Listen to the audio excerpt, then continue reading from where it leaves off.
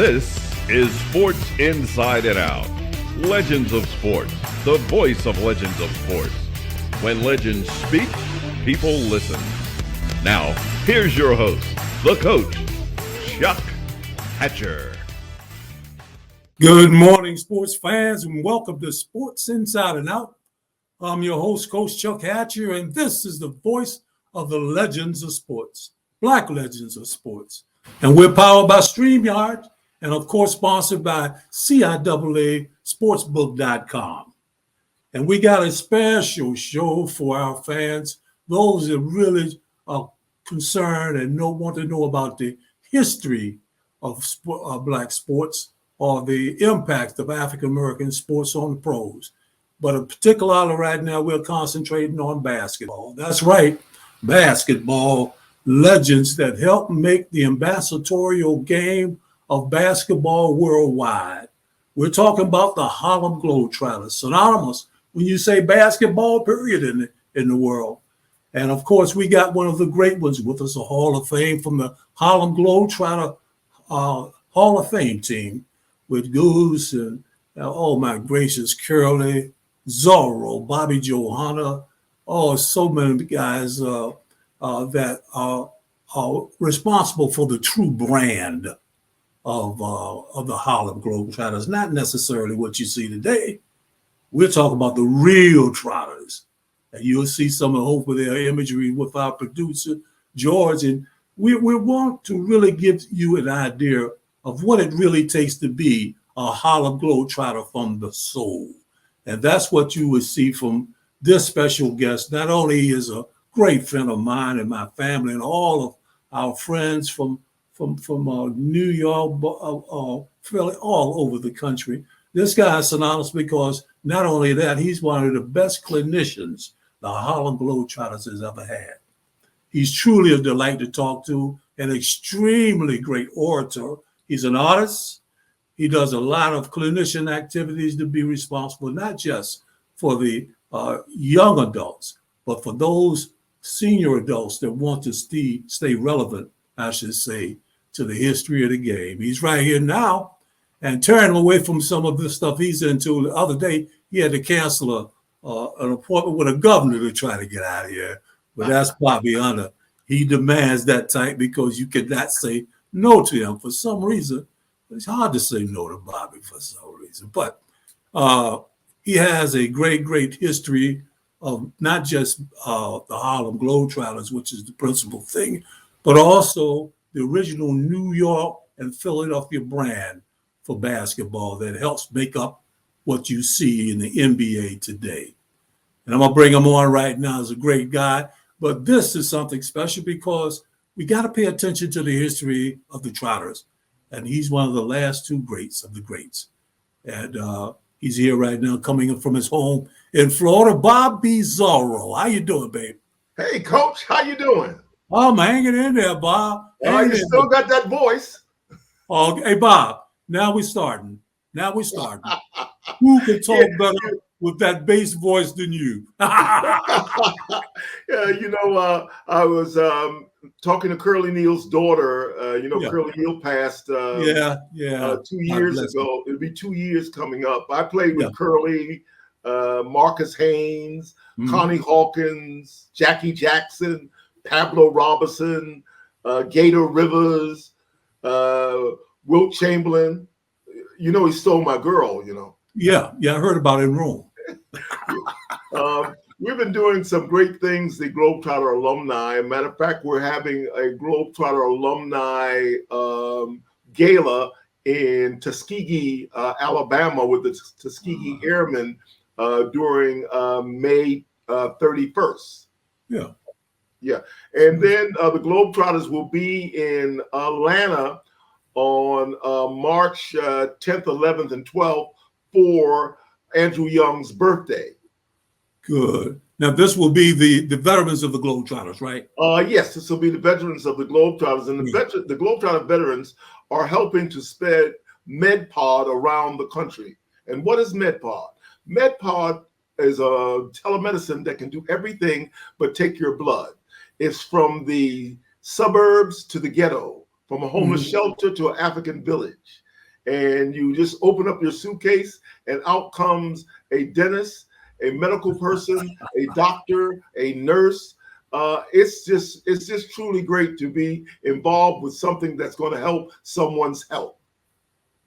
That's great. You know, Bobby, you're always drafted or drawn into mission statements that are health orientated, self-improvement orientated, and of course educational orientated. And one good thing that A.B. Whitfield, which is also one of the executive directors for this show, for Sports Inside and Out, Bobby, he remembers you vividly because he has the #1 academic private school educational public school, not a public school, educational school in New York, in Brooklyn. Oh, wow. And he says this about you. He hopefully he'll come on before the end. Bobby, this is right down your line. You spent a long period of time and didn't even leave New York until you actually gave a clinic at every high school and middle school in Brooklyn. And I said, that sounds just like him. He was talking about Brooklyn Tech and Brooklyn High and all these things.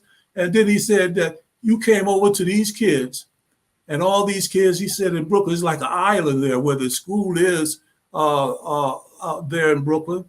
And he says that these kids are so mannered with their little uniforms on. It's almost like an oasis in the middle of Flatbush. So it was very interesting that, but he has high, as he should, opinions of your clinician drive and what it means for you, because what you do, and I gotta say, Gator Rivers and those guys and Geese and those that are with us now is no more indicative than why Abe Saperstein got you guys, because you're a special type, not just in basketball. And hopefully you'll see some of the shots of Bobby and the guys doing some great things, but because of the family attraction of it. I think, Max, what do you think? That would be a good point. A family attraction of it. And I treasure your friendship so much, but sometimes I worry because sometimes you don't govern yourself accordingly. We're not spring chickens no more. But I'm 80 years old. Oh, wait a minute. I'm just starting. Okay, babe. Born the 18th, 1942, same day, same time as Paul McCartney. All right, now. All right, Beetle. Where's the hat? You know, we have a reading program that brings families closer together. Yeah. That I'm very happy about. And then we have Dr. John Howard, who can teach anyone to write in a 2-month period. Then we also have an international planning program where we help people tend the soil all over the world. And we can bring in water pipes and make things better. But most important is we have the Globetrotter International Drug Program, and we work with Drug Free World. And we try to help people impede their progress with drugs. Right. Meaning that we can't stop them, but we can help them get better and understand what drugs is doing to them. The education help them help themselves. Yeah. Bobby, I know everybody wants to hear pretty much both sides of the pancake with you.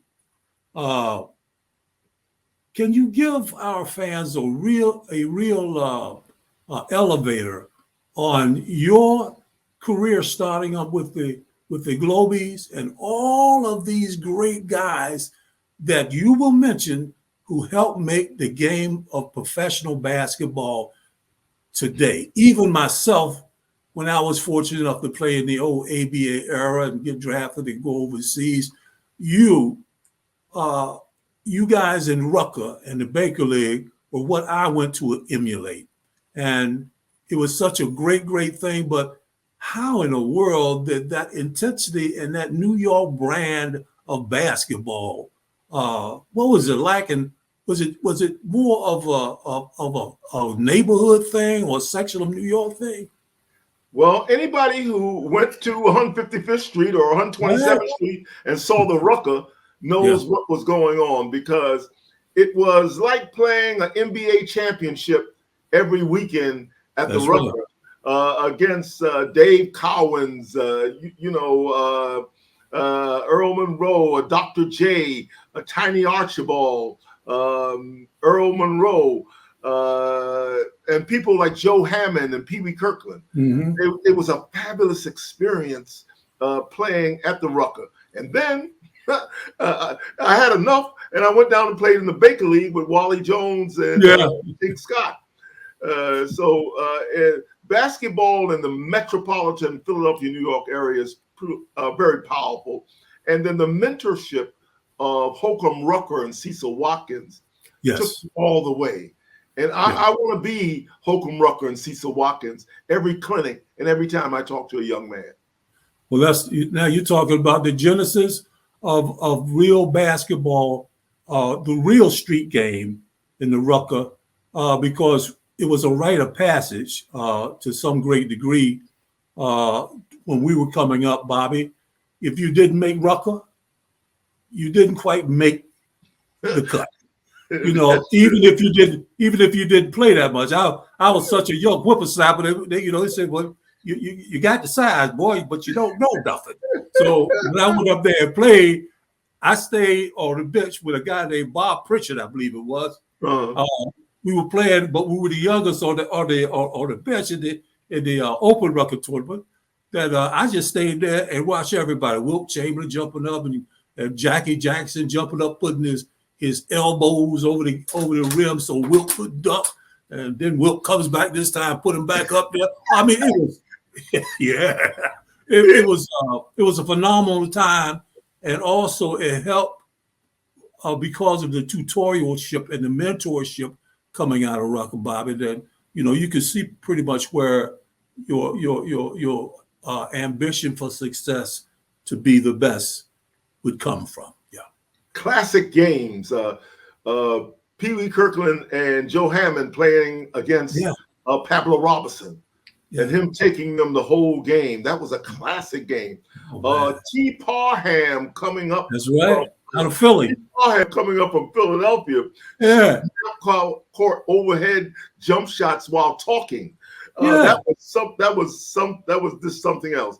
But we got a steady dose of Tiny Archibald and the Bronx crew, and then he recruited Dave Cowens with him. And then if you had a day off, one weekend off, the next thing you know, you're facing helicopter, Herman helicopter. Big helicopter. So it was a great motivation. It was a great community development, and we helped the community. And always we didn't have riots at different times because we were able to talk from the podium of the Rucker Park. That's right. And that was the only peace zone. I mean, from mayors to city councilmen to senators, everybody came to be a part of that. I would say it's got to be totally harmonious type of atmosphere that kids took pride in the neighborhoods because they were sponsored, or that Rucker team being sponsored would take care of 3 or 4 blocks of a particular borough, and you have multi-boroughs. So you always had a control to some degree over the craziness that can be involved in the street. Of course, when things happen, and we'll get into that section of talk at another time. But it was great and always a constant learning thing. Bobby, give me always in curiosity. I talked this over with Rich Lapchek one time, and he said he was one of the very few white boys that had the guts to come in there and start watching you cats. So you would talk about that. But one thing I know is that Abe Saperstein, the Saperstein family, I should say, probably one of the anointing of the royal families in basketball and sports that you were affiliated at such a young age. How was it being picked up by the Abe Saperstein, the original and always named owner of the Harlem Globetrotters? How was that in your endeavors? Well, I was the last Globetrotter he recruited. And of the Hall of Fame team. Yeah, but I was the last Globetrotter he recruited, period. Yeah. He died after. Yeah. He tried to get me to come because Dick Barnett introduced me to him at Tennessee State. Yeah. So he was trying to get me for some 5-6 years to come with the Globetrotters. But and Abe was a very powerful, productive person, owner of some Negro baseball teams, close friends with Jesse Owens and Satchel Paige, who toured with us for a while. But how it happened, me and Pablo Robinson was going down 125th Street, and we went to the Lowe's by the Apollo, and we watched Go Man Go. And when we watched Go Man Go, we said, someday we're going to be some Globetrotters. And I laughed about that because I talked to Sidney Poitier just before he passed. And Sidney Poitier played the part of Inman Jackson, Abe's partner with the Globetrotters. So the Globetrotter, and then one time when I came to the trial, it wasn't a trial for me because I'd already made the team. I was signed. I was telling the cab driver, I said, "Yeah, I'm going to Globetrotter camp," and he says, "Look at me. Do you know me?" I said, "No, I don't know you." He said, "I'm Sweetwater Clifton." One of the originals. Yeah. Yeah. Sweetwater. New York Knicks, Red Lap. He was the first New York African-American to play for New York Knicks. And Joe Lapchek brought him in, as you know. Red Lapchek, Joe, Richard's dad. Yeah, that's right. Yeah. A lot of impact there. As we go along, how was it coming into the cradle, or the I would say the cadre that are known for the Globetrotters, when y'all went on and started getting Saturday morning cartoons and things of that nature? But everybody, the basketball world, kept up with y'all on every country that y'all went to. Now that was almost a prerequisite because they made sure that every country y'all were in was televised. So, we could really keep up with it. But I think then that was really the apex of the ambassadorship that was given, and respect was given to the Globetrotter during that time, Bobby.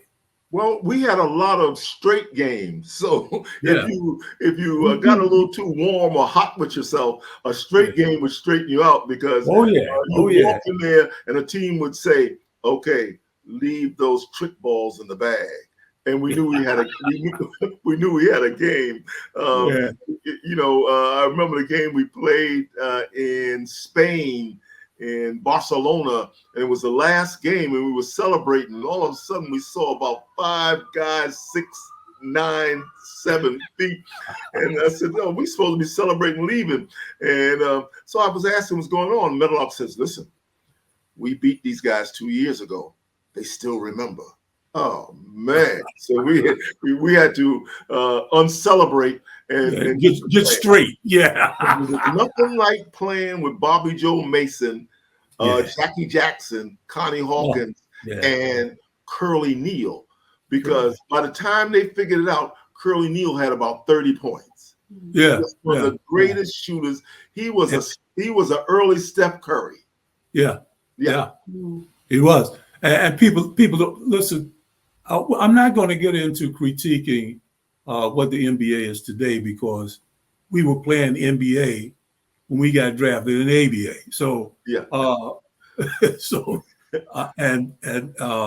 what you have now is merely a modified version of real basketball. Not taking too much for you. Got some great talent out there, but that's exactly what it is. It's turned into a show. Welcome to Hollywood. But the real thing is be very, very knowledgeable in the things that you like best, because basketball, before any other sport, helped make I would say the Wally always said, basketball can make you good. Being good can make a better person. So these type of things were what we wanted to strive for, because we did not see when coming up with me during my era I'm in the mid 70s.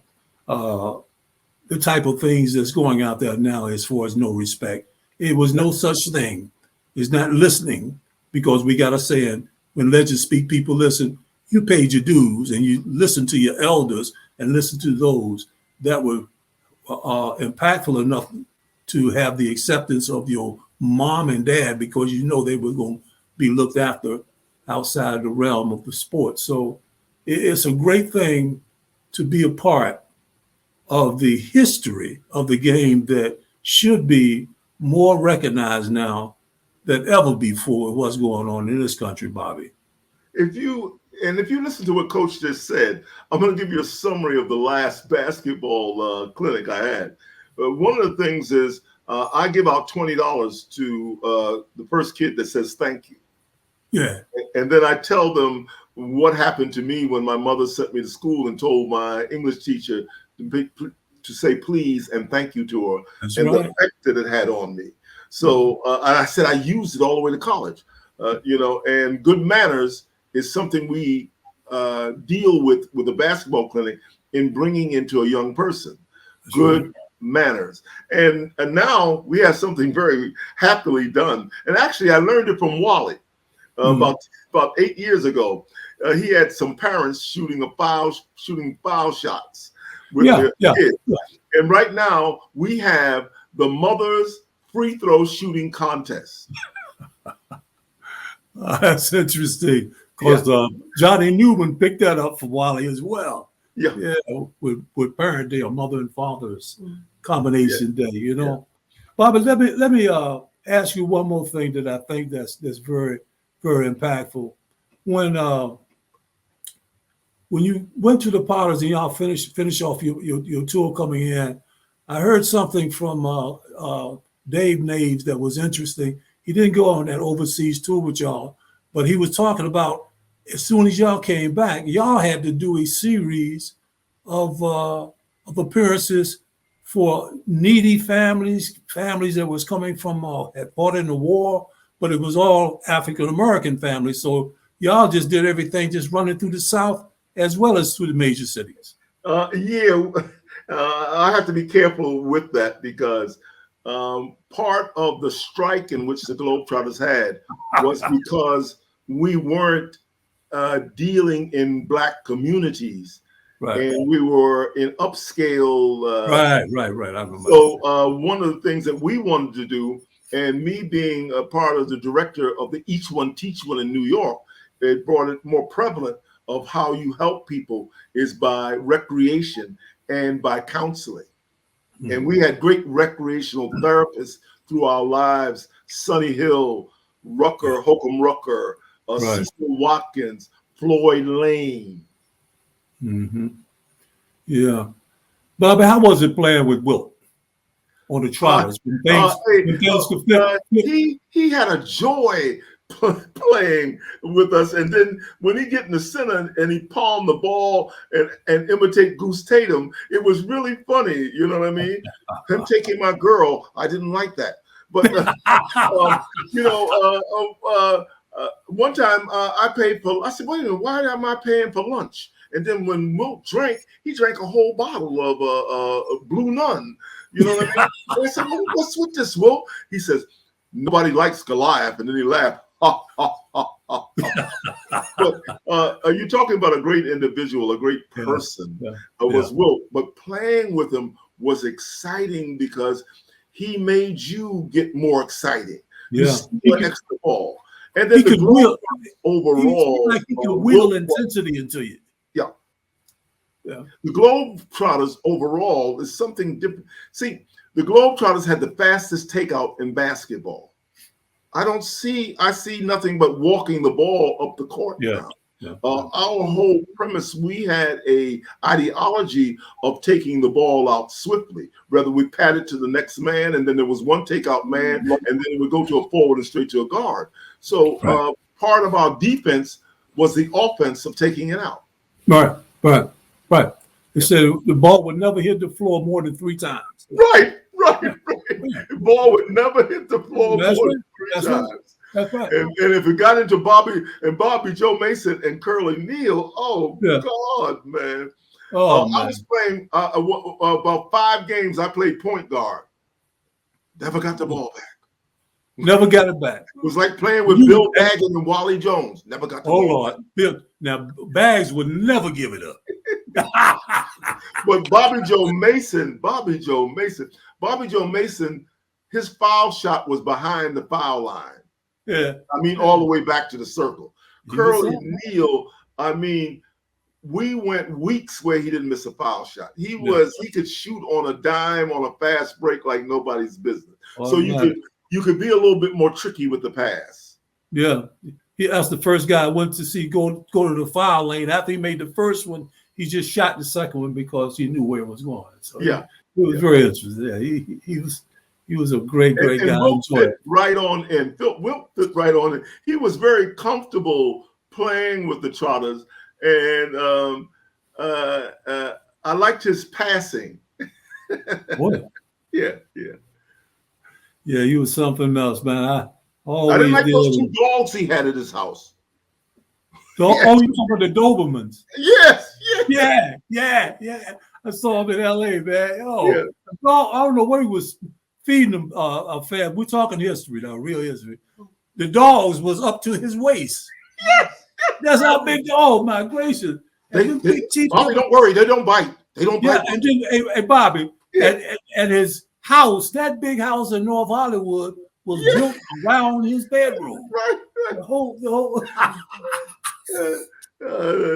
Oh boy. Man. And then he took me to a few volleyball games with the girls that he sponsored. Oh yeah. And and very read a lot of books. He was interesting, man. He was a real exceptional analytical person. He was always into figures, and he was deep into reading. And he could date 3 girls at the same time. Huh? He could date 3 girls at the same time. Yeah, he was big enough to do that. Yeah. Want to go around the corner? He put his hands in. Come on, and another one come this way.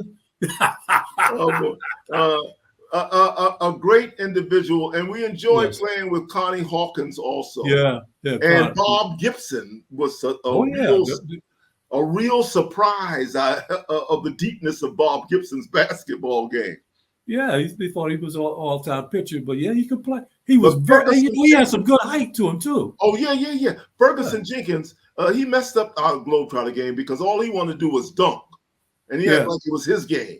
Yeah.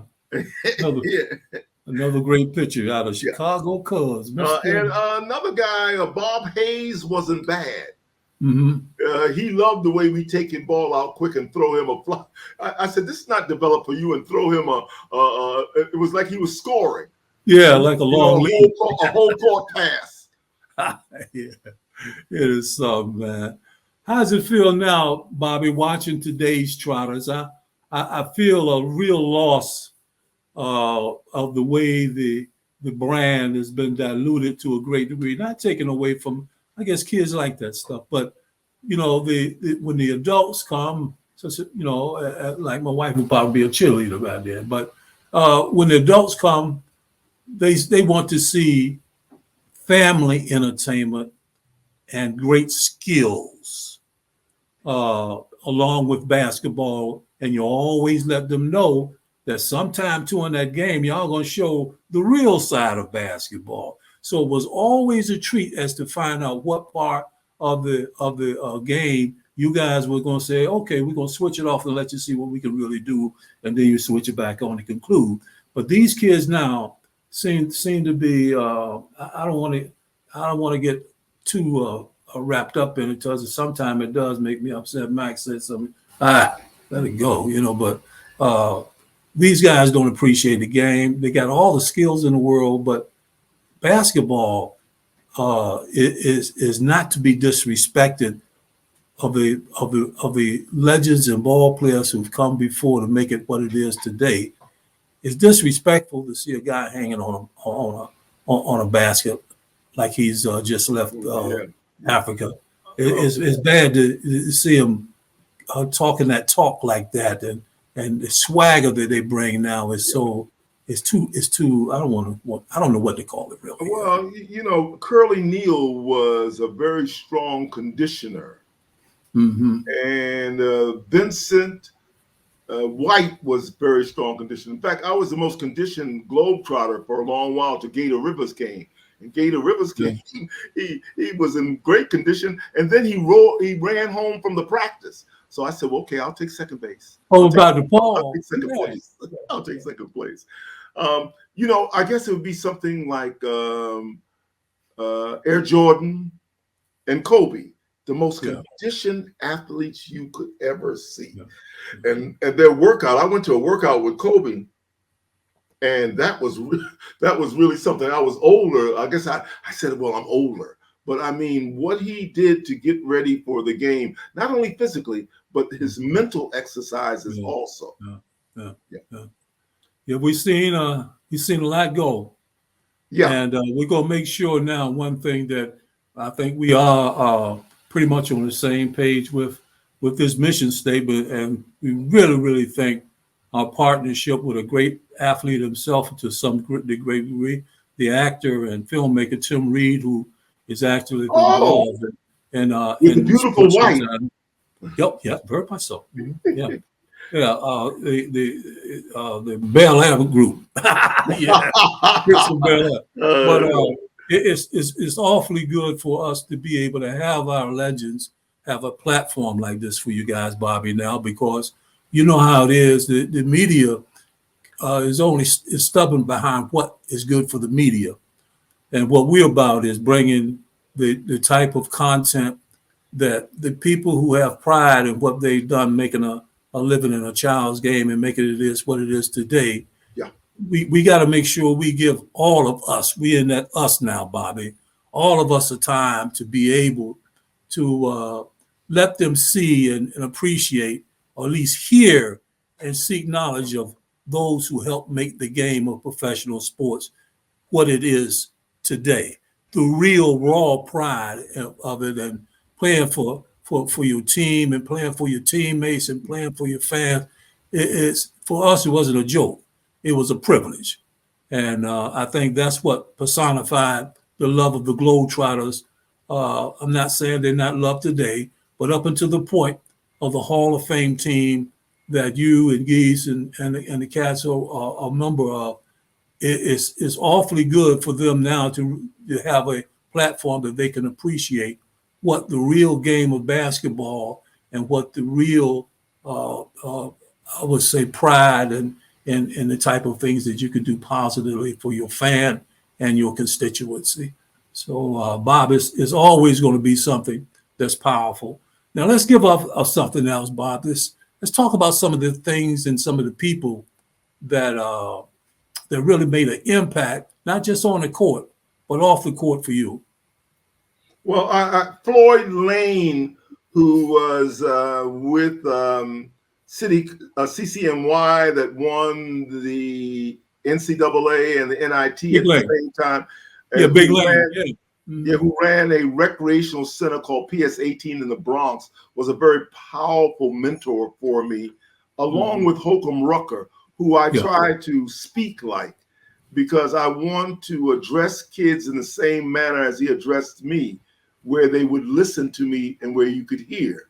Right. And the other would be Cecil Watkins, who gave me the name ZORRO, who was the head of the officials who brought African Americans into officiating, and the swag and dedication of a referee. And that's very powerful. That's what I love. I love being given the ability and the platform and being called a World Chamber of Commerce ambassador. And that has gave me something very important to me in my life, where I'm now one of the committee members for the Rosa Parks holiday. Right. That's very interesting. Let's give that a little bit more insight, Bobby. That is something that it should be something. Is that going to be an annual thing, first of all? Oh, that's going to be a holiday like any other holiday.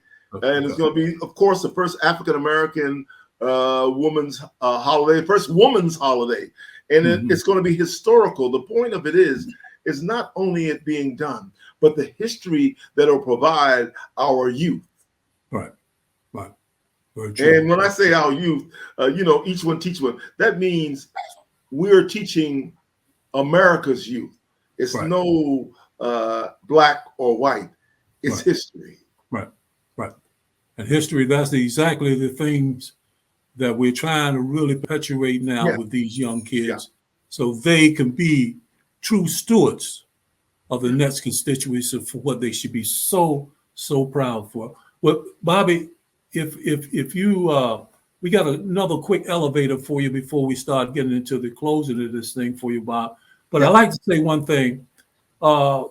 We hear a lot about why the LeBrons and the Steph Currys and all these guys are now going completely into the marketing of themselves and their brands, and not even looking to some point, except when they're noticed about it, the things that they can do now to really spread the differences that we're having in today's youth as far as education and striving hard for things is not being permeated like it used to be. You used to be able to see Julius do a few things with the Irving group.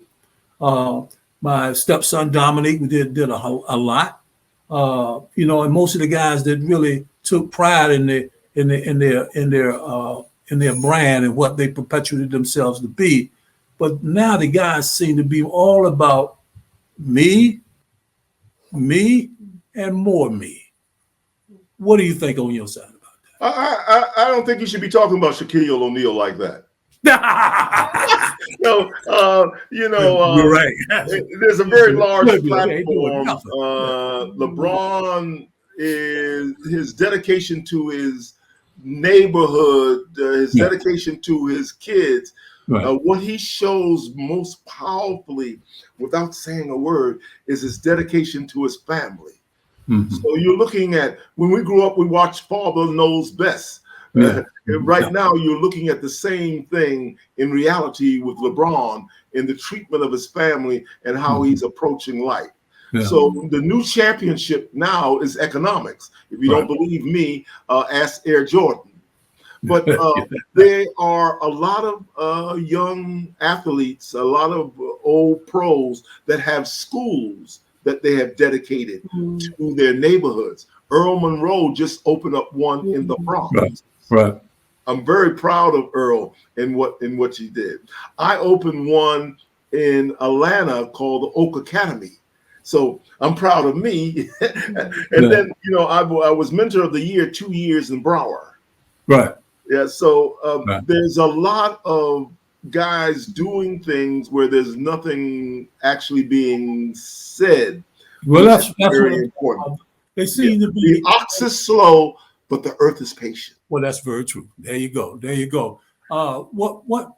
What things that I think that's coming in within this steed of ball players now is some seem to have some type of idea of, if they don't make it, what am I going to do? It seems to be a good trend of a young athletes out there now that are downsizing, I should say, those goals and dreams that they're talking about for professional sports. They do seem to be getting to something that they have a good knack for, which is IT, and IT as it compares to the other generation. That's pretty much what they've been raised with now. But it is a good, I would say, section of ball players that are paying attention to the legend that say, get an education, use your brand from college, gives you just as much input on the society than you being a pro. You could be a Bobby Hunter, All-American, and still have the same a brand as you were Bobby Hunter, the Globetrotter. So this is something that I think that's happening out there now, but it's only going into certain sections of the country that are seeking it. It is a certain section of the country that says, I deserve it. So one thing we do have is that the pride of success and drive, such as the programs of Each One Teach, which is now national, that y'all pull out of New York. Those things, such as the Shoot for the Star program, all these things now are really getting those kids now that are really thinking, Bobby. Yeah, we Wally, when I have a basketball clinic or I go to a school, I call Wally. The educational presentation that he make is second to none. Oh, best. The best ever. And the other is he teaches, well, you have something else in your mentality that can help you in your life, and you must discover that. Right. And I do understand that, because I didn't know I was going to be a world-class fusion artist. I had no idea. Yeah. You know. So and what it does to you mentally, it makes you very strong because it takes up the rest of your life. Well, one thing you did say that's very, very true, that people need to pay attention to what professional the art at the arts and the intelligentsia that comes with basketball at a higher level brings you back into artistic situations that you can really show your expression or express yourself. Bobby is truly one of the best, I would say, artists in the country when it comes to what he wants to do with it. Muhammad Ali, he made some tremendous artwork for those, and he continued to do so very, very with great humility. Well, Bobby, we're gonna have to pull out of here, man. Hey, I gotta go, Bob. I'm gonna get you back, though, Bob. Chicka boom, man. We're gonna do the Bobby 100.2. And we're gonna bring one of your boys up with you, Bobby, so y'all can talk the talk and do the circle of the dream. Hey, listen, I know y'all gonna continue to love the type of great legends that we're gonna bring to you, and I'm so happy that Sports Inside and Out, Legends of Sports, back Legends of Sports, broadcasting on Tiki Live, of course, empowered by StreamYard, of course, and our dear product sponsor, CIAA, sportsbook.com. Let me stop this mess. Thanks a lot for letting us be a part of your day, and don't forget the part 2. It's something even better than the part 1, because Bobby's going to be talking about Wilma Rudolph. Ooh, boy, Bobby had some interesting things in college he had to do. But anyway, enough of it. Bobby, thank you so much, man, for taking time off out of your business there in Florida and being a part of Sports Inside and Out, Legends of Sports. And always, Bobby, we know what to say. When legends speak, everybody listens now.